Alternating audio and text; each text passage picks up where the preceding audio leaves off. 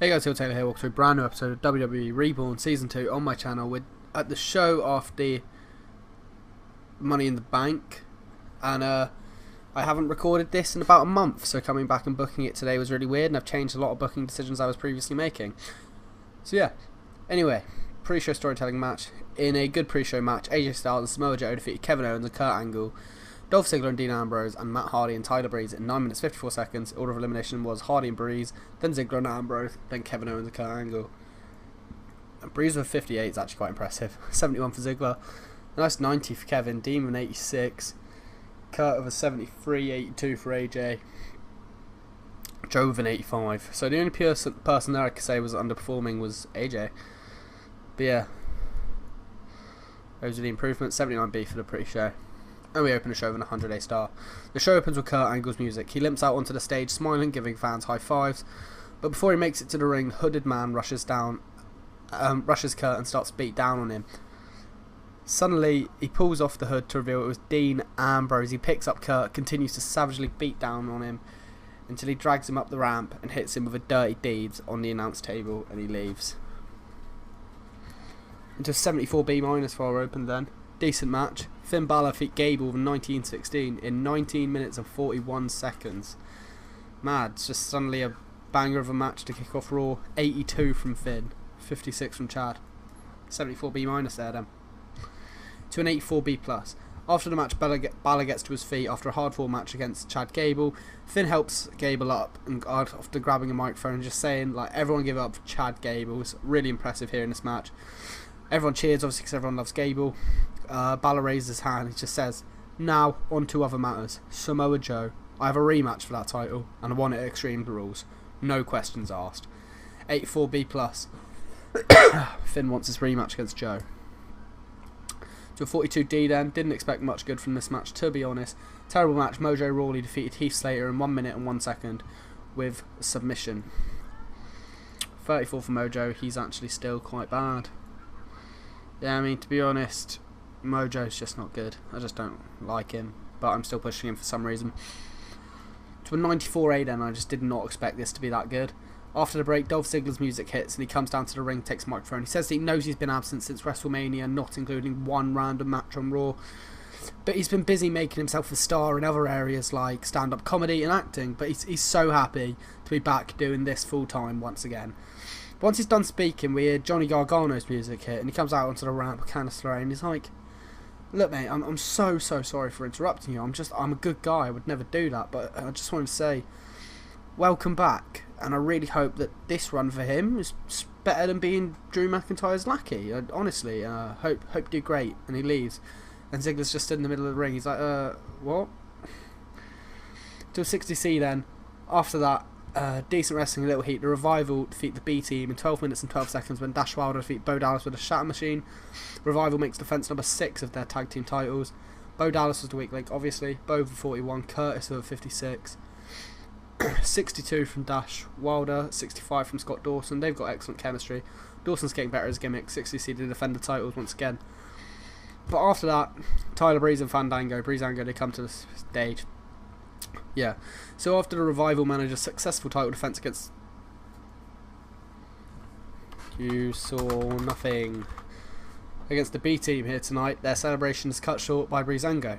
They come out and say that they should be the champions right now, as they actually defeated the Revival at Money in the Bank. Dash and Dawson take offense to this and they scoff at Breezango's accusations for raising titles in the air as a sign of dominance. But as they do this, Breezango start coming up to the ring, and then the Revival slowly climb out the back of the ring and just leave through the crowd with the titles.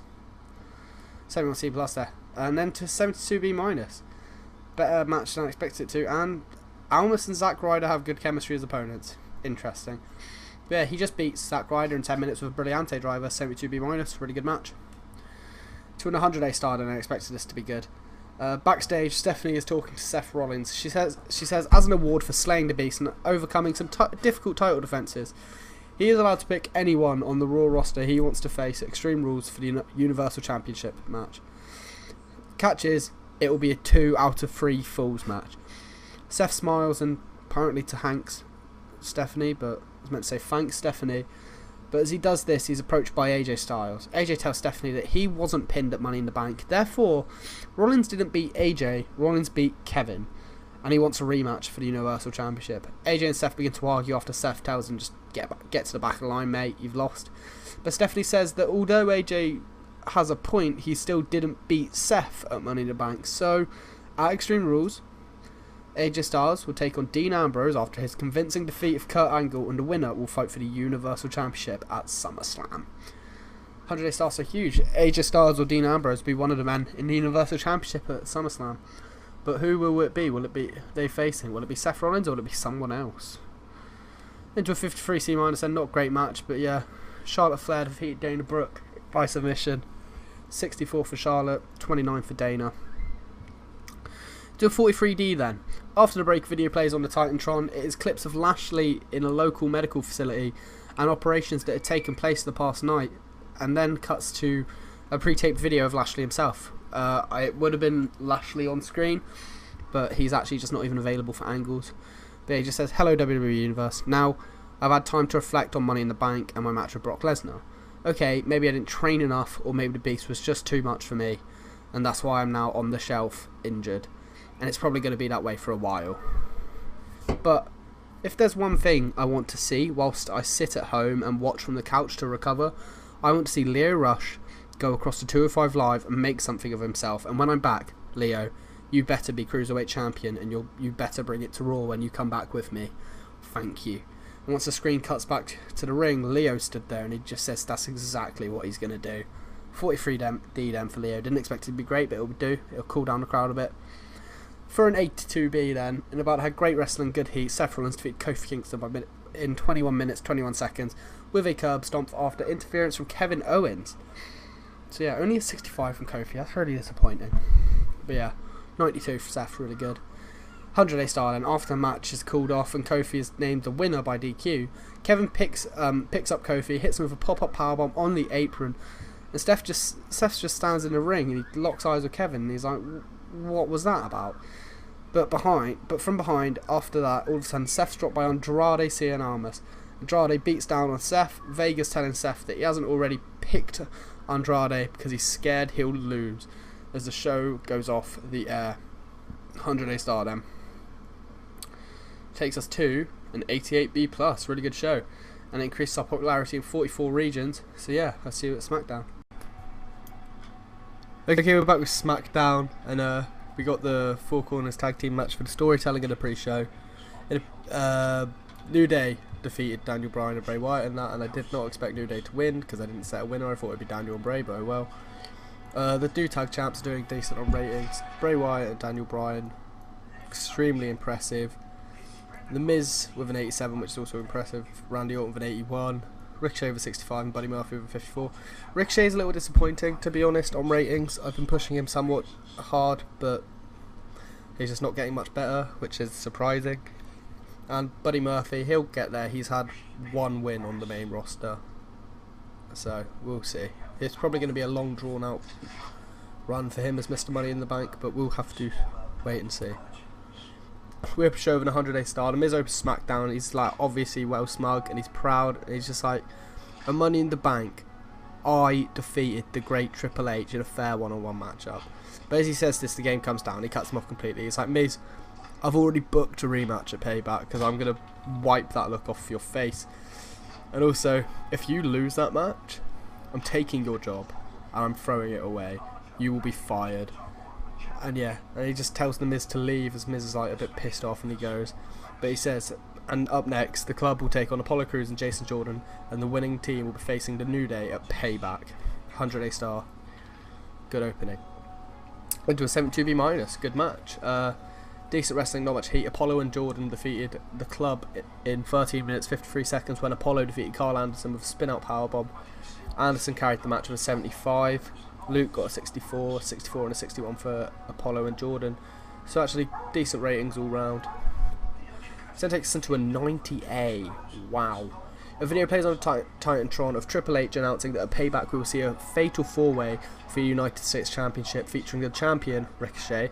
And since both men have impressed us of late and are 1-1 in fair competition after 205 takeover and Money in the Bank, Mustafa Ali, EC3, And up next, a match between Braun Strowman and Rusev will determine the fourth man in that match. 73 B- for the match then. Good match. Braun Strowman defeated Rusev in 15 minutes 41 seconds with a standing triangle choke. 69 for Rusev, 81 for Braun Strowman. Not too bad. Into a 63C, Kairi Sane comes to the ring as the new SmackDown Women's Champion to a large pop. Then we see a recap of the 6-woman ladder match at Money in the Bank where Kairi took the title from Asuka. But remember, she never beat Asuka, she just took the title down. Then she has a match against Nia Jax. She beats her with a spear. Yeah, 52 from Kairi, 49 for Nia. 54C-, good match. To a 53C- then. After the break, Buddy Murphy makes his way to the ring with a Money in the Bank briefcase stand. Takes a microphone and gives speech. He says, "Ladies and gentlemen of SmackDown Live, I am wrestling's best kept secret, Buddy Murphy. You may know me from my reign as the best cruiserweight champion of all time. But if not, you'll know me as Mr. Money in the Bank. I've just come out here tonight to introduce myself, and also I just need to address one thing. Jeff Hardy, don't be mad that I took you out to get in the match. A broken man like you wouldn't have won anyway." Oh, I used the wrong one. Wouldn't have won anyway. So yeah. 53C- was actually a decent little promo for Buddy Murphy there. To an 100A star then, graphic comes on the screen showing the final 4 men of the Contenders Tournament, where the winner will compete for the WWE Championship at SummerSlam.